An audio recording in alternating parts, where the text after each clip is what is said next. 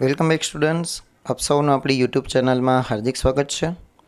વિદ્યાર્થી મિત્રો, આપણે આ વિડીયોની અંદર ધોરણ 9 વિષય વિજ્ઞાન આવનારી પ્રથમ પરીક્ષા ઓક્ટોબર માટે 2024ની જે પરીક્ષા આવશે એના માટે આઈએમપી પ્રશ્નો ખાલી જગ્યા ખરા ખોટા પ્રકરણ નંબર 1ના અને આપણે આ પ્રકરણ નંબર 1માંથી પ્રથમ પરીક્ષામાં કંઈક 8 માર્ક્સનું તમને પૂછાશે.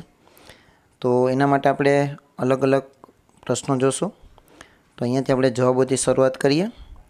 તેમાં પહેલો જો પ્રશ્ન છે કે બે જુદા જુદા પ્રકારના દ્રવ્ય કણોની એકબીજામાં આંતરમિશ્ર થવાની ઘટનાને શું કહે છે? પ્રશ્ન.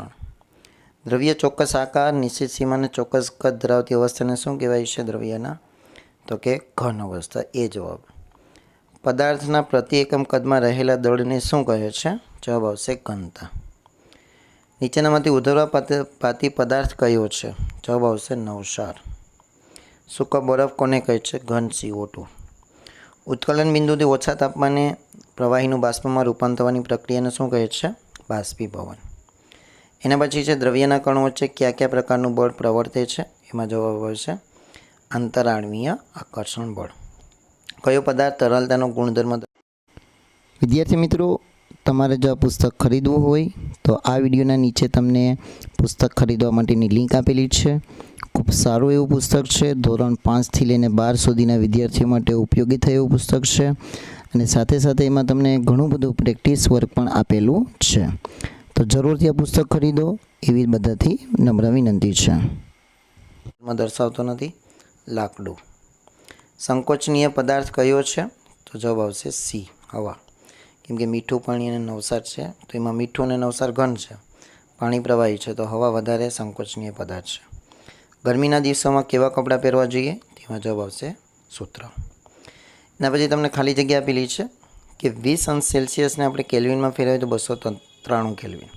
તો વિદ્યાર્થી મિત્રો, આવા તમને ઘણા બધા પ્રશ્નો પૂછાશે 8 પ્રકારના. તો ખાસ આવા પ્રશ્નોની વધુને વધુ પ્રેક્ટિસ કરવી. એક એટમોસ્ફિરિક બરાબર કેટલા પ્રેશર થાય? 1.01 10⁵ બરાબર પાસ્કલ. પી એટલે પાસ્કલ. એસિટોન અથવા સ્પિરિટ જેવા પદાર્થોને હથેળી પર મૂકવાથી હથેળી શું અનુભવે? ઠંડક. સપાટીનું ક્ષેત્રફળ વધવાથી બાષ્પીભવન દરમાં ઘટાડો થાય? ખોટું. બાષ્પીભવન દરમાં વધારો થાય. બરાબર. પછી સાચું વિધાન શું બને? જો એને પણ તમને આપેલું છે કે સપાટીનું ક્ષેત્રફળ વધવાથી બાષ્પીભવન દરમાં વધારો થાય છે. ચાલો, 15મો છે કોઈપણ દ્રવ્યની અવસ્થામાં થતા પરિવર્તન દરમિયાન તેનું તાપમાન અચળ રહે છે. તો આ વિધાન સાચું છે. કોઈપણ વાયુનું દબાણ વધારવાથી અને તેનું તાપમાન ઘટાડવાથી તેનું પ્રવાહીમાં રૂપાંતરણ થાય છે. તો આ વિધાન પણ કેવું છે? સાચું છે. ચાલો, એના પછીના જે પ્રશ્નો છે 2 માર્ક્સમાં પૂછાઈ શકે એવા. તેમાં જો 17મો પ્રશ્ન, નીચેના પૈકી કયા દ્રવ્યો છે? તો અહીંયા તમને ખુરશી, હવા, પ્રેમ, સુગંધ આ બધા તમને નામ આપેલા છે. એમાંથી તમારે કહેવાના છે કે એમાંથી કયા કયા દ્રવ્યો છે. તો જો એમાં તમને કીધું ખુરશી અને બદામ ઘન અવસ્થા છે, લીંબુ પાણી પ્રવાહી અવસ્થા, હવા અને અત્તરની સુગંધ વાયુ અવસ્થા. તો એના સિવાયના જે તમને શબ્દો આપેલા છે જેમ કે પ્રેમ, વિચાર, ઠંડી, પછી ધિક્કાર, તો આ બધા દ્રવ્યો નહીં કહેવાય. કેમ કે દ્રવ્યની એક શરત છે કે એ પદાર્થ એ જગ્યા રોકે અને દળ ધરાવે, તો એને દ્રવ્ય કહેવાય. તો તમને 6 નામ આપેલા છે. 6 સિવાયના જે આપણું છે એ દ્રવ્ય છે નહીં. પ્રેમ, ધિક્કાર, વિચાર અને ઠંડી. કેમ કે એ ફિલિંગ છે. ચલો, એના પછી તમને કીધું તરવૈયો સ્વિમિંગ પુલમાં પાણીના પ્રવાહને કાપીને આગળ વધી શકે છે. અહીં દ્રવ્યનો કયો ગુણધર્મ જોવા મળે છે? તો કે દ્રવ્યના કણો વચ્ચે ખાલી સ્થાનો રહેલા હોય છે. ચલો, દ્રવ્યના કણોમાં કયા કયા પ્રકારની લાક્ષણિકતા હોય છે? તો કે દ્રવ્યના કણો અતિ સૂક્ષ્મ હોય છે, દ્રવ્યના કણો વચ્ચે જગ્યા રહેલી હોય છે, દ્રવ્યના કણો એકબીજાને આકર્ષે છે, દ્રવ્ય પદાર્થ એ ગતિ કરે છે એટલે કે હોય છે. તો આ એના ગુણધર્મો થઈ ગયા. હવે તમને જે વિષય છે એમાં વ્યાખ્યાઓ આપેલી છે. જો પહેલી વ્યાખ્યા છે ગલન બિંદુ, એના પછી ગલનગુપ્ત ઉષ્મા, ઉત્કલન બિંદુ, બાષ્પીભવન અને ઉધર્વપાત. તો આ વ્યાખ્યા પણ તમને 1 માર્ક્સમાં પૂછાઈ શકે. એના પછી વાત કરીએ આપણે ભૌતિક અવસ્થા. જો આ પ્રશ્ન પણ તમને 1-2 માર્ક્સમાં પૂછાઈ શકે.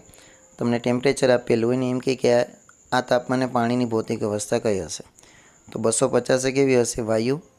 અને 100 અંશ સેલ્સિયસે પ્રવાહી અથવા પાણીની બાષ્પ.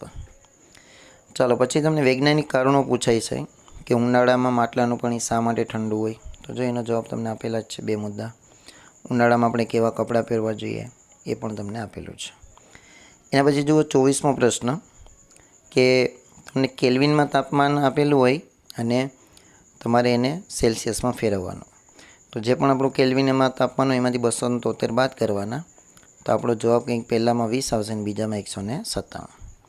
સેમ એનાથી ઉલટું કંઈક આ રીતે પણ પૂછાય કે સેલ્સિયસમાં આપેલું હોય અને કેલ્વિનમાં ફેરવવાનો. તો 273 એડ કરવાના. તો જો બંનેનો જવાબ છે 25નો જવાબ આવશે 298, 373નો જવાબ આવશે 646 કેલ્વિન. ચાલો એના પછી તમને અહીંયા એક આકૃતિ આપેલી છે ને આકૃતિ ઉપરથી તમારે અહીંયા ABCDE જે F નામ આપેલા છે એને તમારે પ્રક્રિયામાં બતાવવાના છે કે કઈ પ્રક્રિયા છે. તો જુઓ પહેલાં આપણે A એટલે કે ઘનનું પ્રવાહીમાં તો શું કહેવાશે ગલન પીગળવું એટલે કે ઘનનું પ્રવાહીમાં રૂપાંતર હોવાથી. B પ્રવાહીમાંથી વાયુ ગયો એટલે બાષ્પીભવન. C સંઘનન કેમ કે વાયુમાંથી પાછું પ્રવાહી એટલે કે વાયુનું પ્રવાહીમાં રૂપાંતર હોવાથી. એના પછી D એટલે કે ઠારણ ઘનીકરણ પ્રવાહીનું ઘનમાં રૂપાંતર. ઉદ્ધર્વપાતન એટલે કે ઘનનું વાયુમાં રૂપાંતર. અને Fને કહેવાશે નિક્ષેપણ એટલે કે વાયુનું કેમાં રૂપાંતર થાય છે ઘનમાં. તો આ 6 જે અક્ષરો છે A B C D E એટલે જો E એટલે કે ઘનનું ડાયરેક્ટ વાયુમાં અને વાયુથી પાછું ક્યાં ઘનમાં. તો આ રીતે તમારે નામ આપવાના હતા. તો અહીંયા તમારા પહેલા ચેપ્ટરના મોસ્ટ એમપી ખાલી જગ્યા ખરા ખોટા એ બધા તમને આપેલા હતા. વિડીયો કેવો લાગ્યો કમેન્ટ કરીને જરૂર જણાવજો. સારી કમેન્ટ કરજો. વિડીયોને લાઇક અને શેર જરૂર કરજો. ચેનલ પર નવા હોય તો આપણી ચેનલને સબસ્ક્રાઈબ કરી બાજુના બેલ આઇકોનને પ્રેસ કરજો. Thank you very much.